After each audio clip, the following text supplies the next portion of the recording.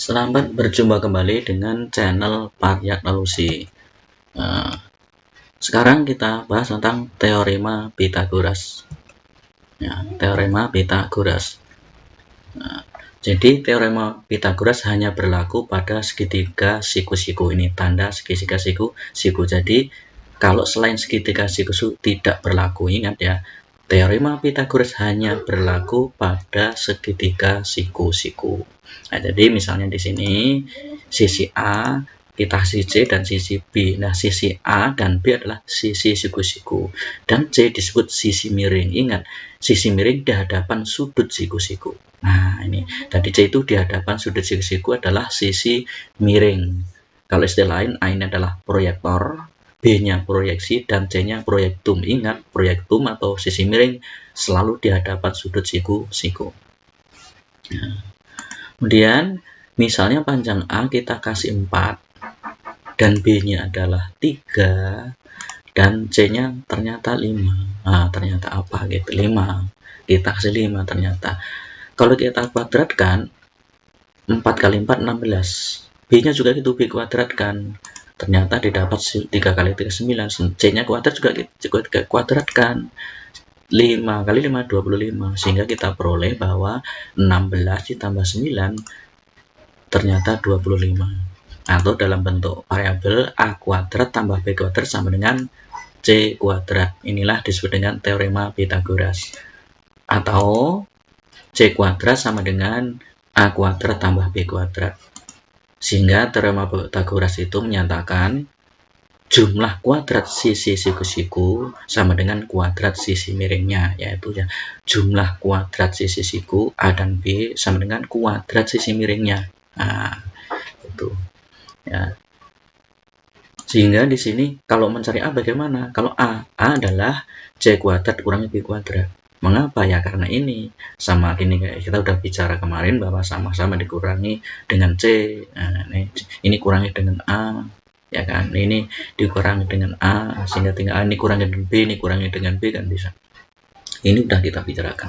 Dan mencari B kuadrat adalah C kuadrat kurang A kuadrat. Jadi kalau C kuadrat adalah A kuadrat tambah B kuadrat, kalau mencari ini adalah mencari sisi miringnya. Kalau mencari sisi siku-sikunya adalah sisi kuadrat sisi miring kurangi kuadrat salah satu sisi siku-sikunya yang diketahui. Nah, itu ya. Jadi kalau mencari A berarti C kuadrat kurangi B kuadrat. Kalau B kuadrat adalah C kuadrat A kuadrat. Ingat bahwa B adalah sisi siku, A juga sisi siku-siku. Tergantung soalnya nanti sisi miring yang mana, sisi sikunya yang mana. Itu yang penting kalau mencari sisi siku-siku berarti kuadrat sisi miring dikurangi salah satu kuadrat sisi sikunya. Selanjutnya adalah contoh 1. Perhatikan gambar segitiga bawah ini, kemudian hitunglah sisi yang belum diketahui. Inilah segitiganya.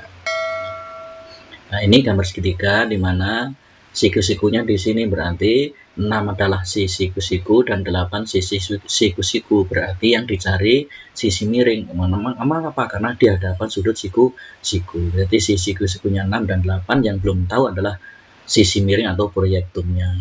Sesuai dengan teorema Pythagoras bahwa kuadrat sisi miring adalah jumlah kuadrat sisi siku-siku. Misalnya ini kasih A, dan sini adalah B, dan sini C. Maka sisi miringnya adalah C kuadrat sama dengan A kuadrat tambah B kuadrat. C kuadrat adalah masukkan nilai-nilai A-nya. 6 kuadrat ditambah 8 kuadrat. 6 kuadrat 36, 8 kuadrat 64, sehingga C kuadratnya adalah 100. Berarti C-nya adalah akar 100, yaitu 10 cm. Maka panjang sisi yang belum diketahui adalah 10 cm. Selanjutnya kita contoh yang kedua. Nah, perhatikan gambar segitiga berikut di bawah ini, kemudian hitunglah sisi yang belum diketahui. Gambar segitiganya lah seperti ini. Nah, ini 24 dan 25. Ingat, ini 25 namanya sisi apa? Ingat, di hadapan sudut siku-siku adalah sisi miring. Berarti 25 adalah sisi miring atau proyektum. Dan 24 adalah sisi siku-siku. yang belum diketahui berarti siku-siku. Mengapa? Karena dia berada di kaki sudut siku-siku. Maka kita cari salah satu sisi siku-sikunya. Misalnya ini adalah kita beri A, sini B, dan sini C. Maka dicari adalah panjangnya atau sisi A tadi. Dengan rumus Pitagoras atau teorema Pitagoras, kita peroleh A kuadrat sama dengan C kuadrat kurang B kuadrat. Nah, kalau tadi kan mencari sisi siku-siku berarti selisih kuadrat sisi miring dan salah satu sisi siku-siku yang diketahui. Kita masukkan nilai-nilainya.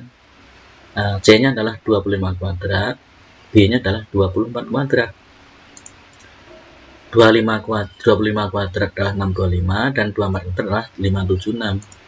Maka A kuadratnya adalah 49. Maka A-nya adalah akar dari 49.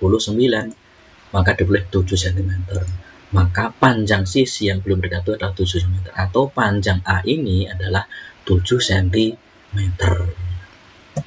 Selanjutnya contoh yang ketiga. Perhatikan gambar segitiga di bawah ini, kemudian hitunglah panjang AB-nya. Nah, ini gambarnya seperti ini. Nah, ini suruh mencari panjang AB.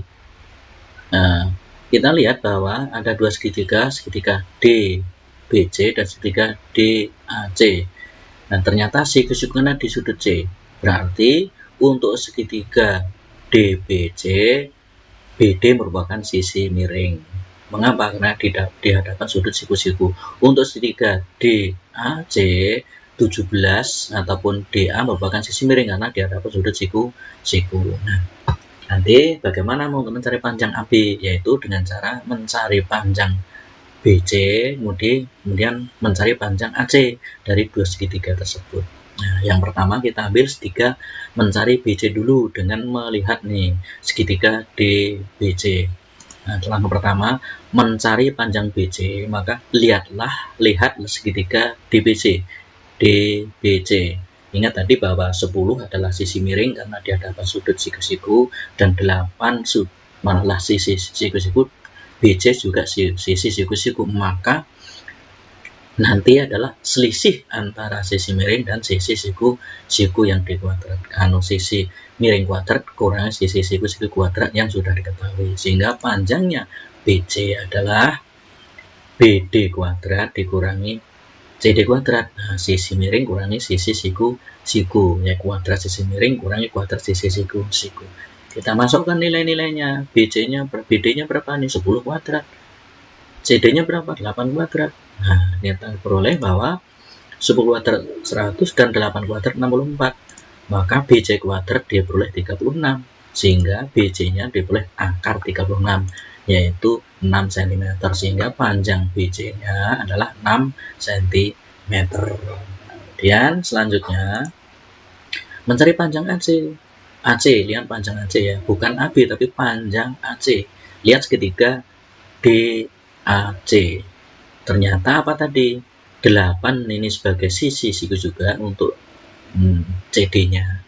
Dan AC juga sisi siku-siku. Maka tadi disebutkan di hadapan sudut siku adalah sisi miring, berarti 17 sisi miring. Berarti ini nanti apa? Juga sama seperti rumus ini, bahwa sisi siku-siku sama dengan sisi miring kuadrat dikurangi sisi siku kuadrat. Nah, seperti ini. Sehingga AC kuadrat adalah AD kuadrat yang mana AD kuadrat kurangi CD kuadrat nih yang sisi siku-siku yang sudah diketahui panjang 8. Kita masukkan nilai-nilainya. Berapa AD kuadratnya? 17 kuadrat. Kemudian 8-nya dikuadratkan. Adalah sisi siku-siku, salah satu sisi siku yang sudah diketahui. Kita peroleh AC kuadrat adalah 289 dari 17 kuadrat dan 8 kuadrat 64. Sehingga diperoleh AC kuadrat adalah 225. Maka AC-nya adalah akar 225, diperoleh 15 cm. Sehingga panjang AC, ini AC adalah 15 cm. Ya, sehingga panjangnya AB adalah panjang AC dikurangi panjang BC. Nah, nanti diperoleh nih panjang AB adalah panjang AC 15, ini 15 dikurangi panjang BC 6, sehingga diperoleh 9 cm. Nah, itulah penggunaan diantaranya penggunaan teorema Pythagoras. Jangan lupa untuk like, subscribe, dan bunyikan loncengnya sehingga tidak ketinggalan ada video yang baru. Dan kalau memang lebih berguna, silahkan share kepada teman-teman untuk digunakan. Terima kasih, selamat berjumpa kembali.